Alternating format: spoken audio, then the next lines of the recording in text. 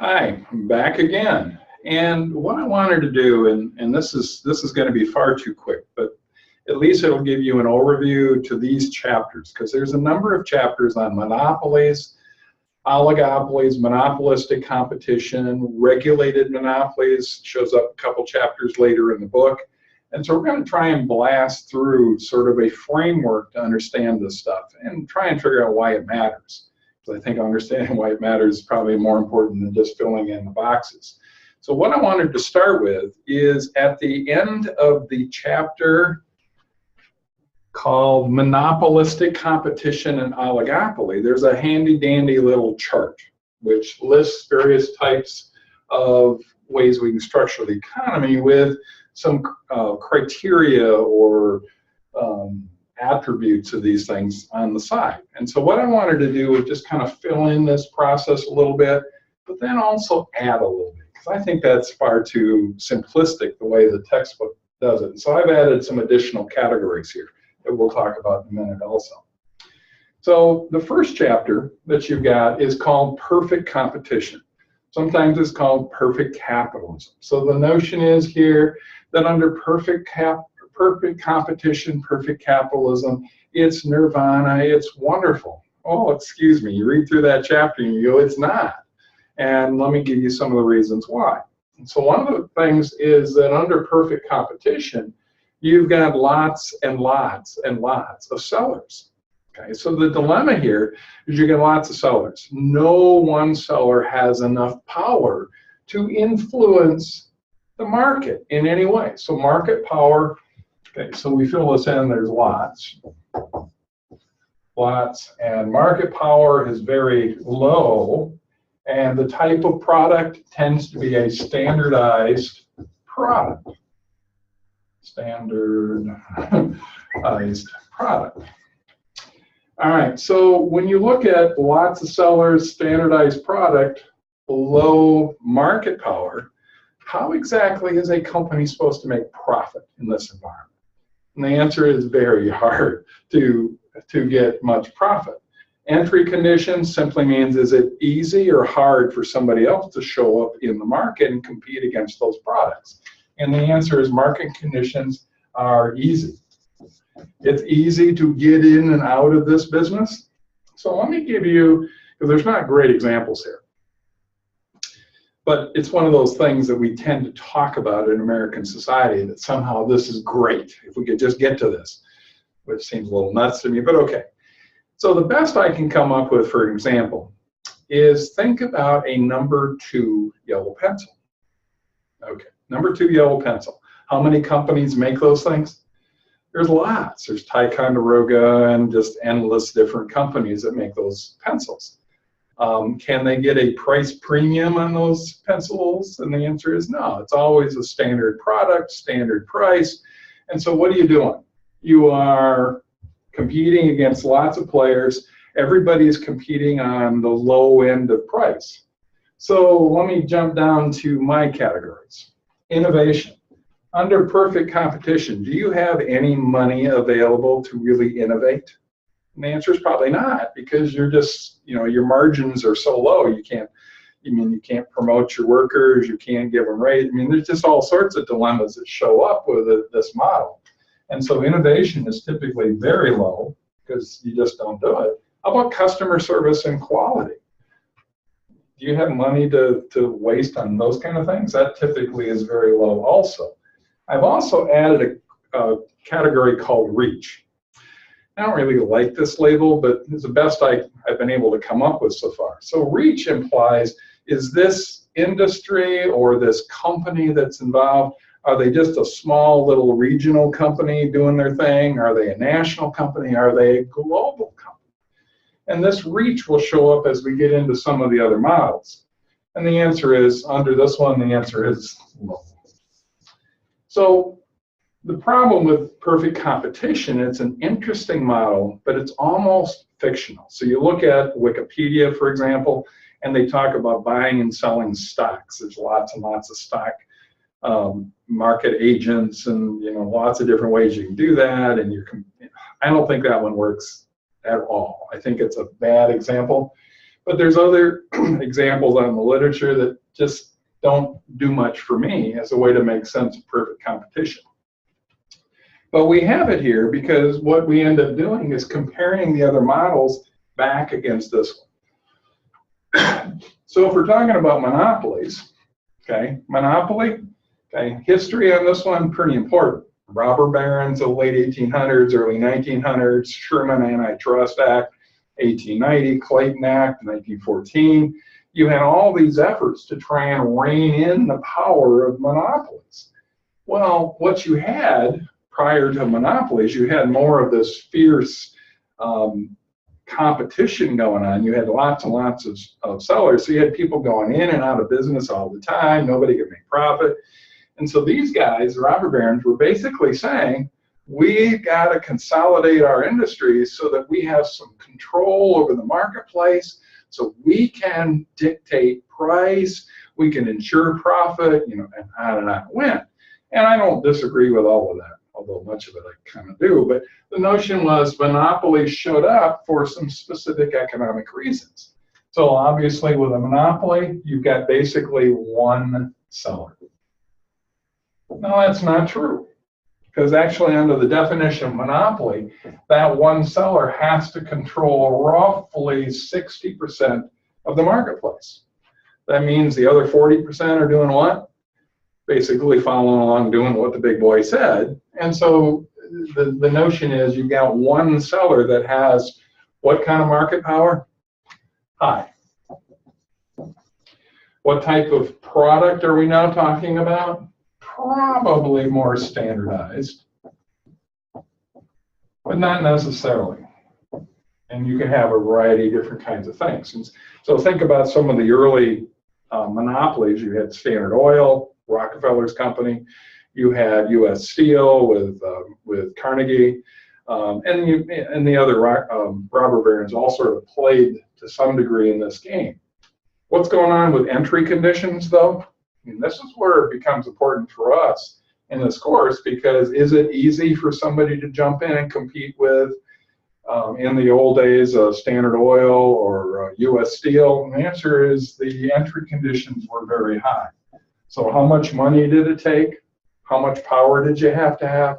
Lots and lots. And so it was very difficult to break into that monopoly.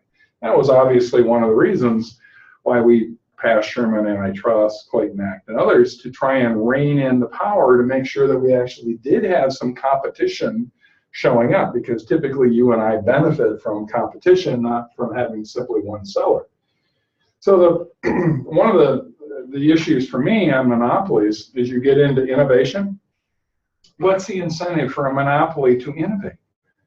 They've already got the marketplace sewn up, and so there's no incentive built in for them to do a lot of innovation. Actually, if they get too fat and sassy, what may happen in the long run, somebody will show up with new technology, new stuff, whatever, and that will bust up that monopoly. But typically that's a long process, and we may not want to wait that long to have that happen. So innovation tends to be low. Customer service quality, you got to be kidding me, it's low. Reach can be, and this one kind of varies, it can be more national, or it can be, in fact, in today's terms, global. Are there lots of examples of monopolies today? Well, sure there are. We're seeing them reemerge in some significant ways. So, for example, Microsoft has a monopoly over operating systems. Now, are they the only one that has operating systems? No. But how dominant are they? Very. So why didn't the government come in and bust them up like they did Standard Oil or some other old-style monopolies? Well, they cut a deal that Microsoft would, in fact, play nice. Play nice meaning that they wouldn't gouge you and I as a customer. They would continue to innovate. They would do a good job on customer service quality. They would work with their competitors and their vendor, and so they basically said, we're going to play nice, and we're going to do this in a way that benefits the society at large. And so the government backed away from them on that. But you start thinking about all the other issues of monopolies in our society. the hotel industry. I mean, we had mergers recently, and the mergers were basically looking at something like 68% of the hotels are going to be owned by one company now. Well, what do you suppose is going to happen down the road? Well, we'll see. And whether the government will actually step in and do something about that. AT&T tried to buy, I think, was it T-Mobile? And the government kind of said, we're not sure we want you to do that, because how much power would that have given AT&T? So there's all sorts of issues that show up with this one. And then moving to the third category, and we have more to look at here, oligopolies. And Brandon, am I still on here? Okay. And so what I do, unlike the textbook divides or doesn't divide oligopolies into good and bad oligopolies, but I do. So a good oligopoly for me, okay, oligopoly is defined by basically there are 3 or 4, 5, maybe 6 big-time players in the marketplace. They control the market, those handful of players. So a good monopoly is when there is real competition going on amongst those players. And so if we were to look at last year, before Samsung had their crash and burn with their phones, you had basically 2 big-time players in phones. And so you had Samsung and Apple were the 2 big ones. Were they intensely competing with each other? And how much innovation was happening at every turn? It was astonishing what was going on. And they were fighting each other at every turn. And so one of the things you talk about is that there's a few players. The product is sort of standard, sort of. But you go back to these guys, standard here meant, we made 100,000 of these last year. What are we going to make this year? We're going to make another 100,000 this year. What are we going to do next year? Another 100,000. I mean, so the marketplace was very predictable in some ways over here. But over here, is the marketplace that predictable? And are new players going to show up in the marketplace at every turn? You think about phones today. Who has showed up in the last year or two? Hasn't Google showed up? Hasn't Amazon showed up? You got some other big time players wanting to step into that market and take advantage of the opportunities that are there. So market power is kind of high, and I put a question mark because there could be some real volatility here. But if you were to go back in the 50s, 60s, 70s in the American car industry, weren't they an oligopoly? You bet they were, but they would tend to be on the bad side. And so you had few standard high. Entry conditions were very high. So was it possible for somebody to step in and try and compete against them? 50, 60, 70s, answer, of course not. So what would happen is that you had a price leader. And so in this kind of bad environment, bad oligopolies, you would have a situation where General Motors might announce in September that they were going to raise the price of cars 3.4%. What would happen the next week? Ford would announce they're raising the price of their cars 3.3%. The following week, Chrysler would show up and say, oh, we're going to raise the price of our cars 3.8%. So what was going on? Did they need to get in a back room and collude like the old monopoly stuff? No, they didn't need to do that. They could just sort of follow each other along in that process. So it was very, very hard for anybody else to show up. And so in a good oligopoly, you tend to have high innovation, you tend to have very high customer service, and you tend to have pretty high reach. In the bad oligopolies, there's question marks all the way around here, but typically innovation is going to be low, customer service tends to be pretty low, quality tends not to be such a priority, but can in fact have a lot of reach. So if I can take a minute here, stop this, Brandon. And the other category that we wanted to get to was monopolistic competition. Okay, there's a reason that I want to get to this one. Our textbook puts oligopoly and monopolistic competition in the same chapter. These are the two dominant themes that we have across the American landscape right now. And so I think they deserve their own chapters. And so we're going to spend a little bit of time on monopolistic competition. So I don't like the name, for what it's worth, monopolistic competition. Let me give you the classic examples here. Monopolistic competition is the fast food industry.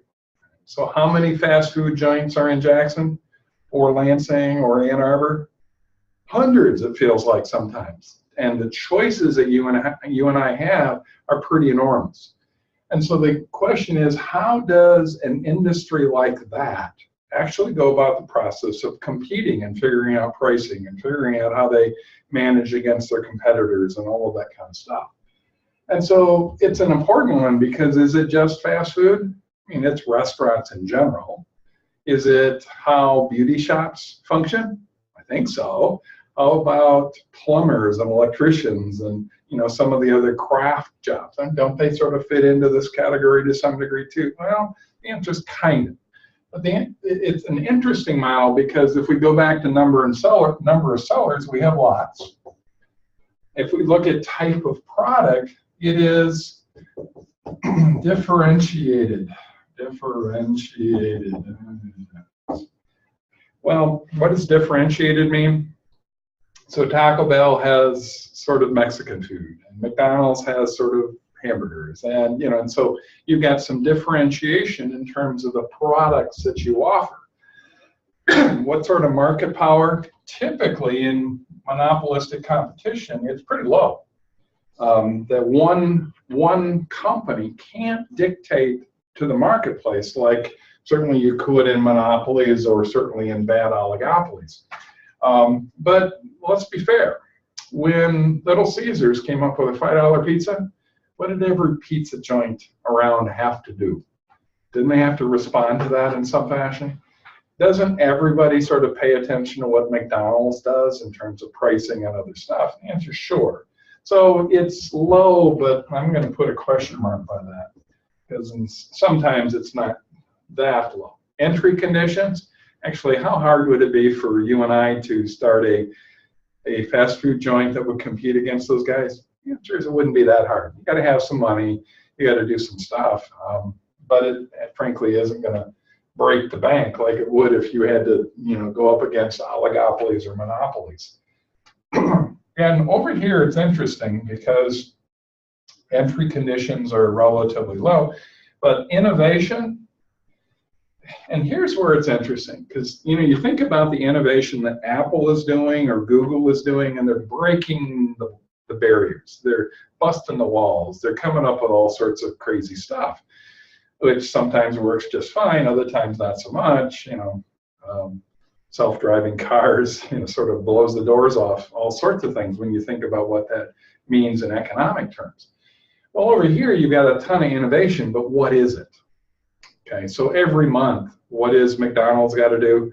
They got to say, and the current thing at the moment is McDonald's has 3 tiers on their Big Mac. So you can buy a double Big Mac, you can buy a regular Big Mac, or you can do a slim down Big Mac. Okay, so innovation is what in marketing terms we would typically call line extension. Line extension basically means that you walk into Myers and you want to buy some Tide detergent. You get there and you see a whole string of different Tide products because you've got the basic Tide and then you've got Tide with all the other variations. And this was just a minor change, minor adaptation to the basic product. And that tends to be what happens in monopolistic competition. So is advertising really important here? You bet advertising is important in monopolistic competition at all sorts of levels and using social media and everything else. So innovation is high, but it's different than the innovation that might happen in other arenas. Customer service quality, isn't this a huge issue for monopolistic competition? What happens to a company that gets a reputation for bad customer service or quality? And I thought that Burger King might go out of business years ago because what was their reputation becoming? Not a great one. And is that deadly when you've got this amount of options available to you and I? as customers, you bet. Reach, it can be very high in terms of reach. If you go into the Caribbean, the #1 fast food joint in the Caribbean is Kentucky Fried Chicken.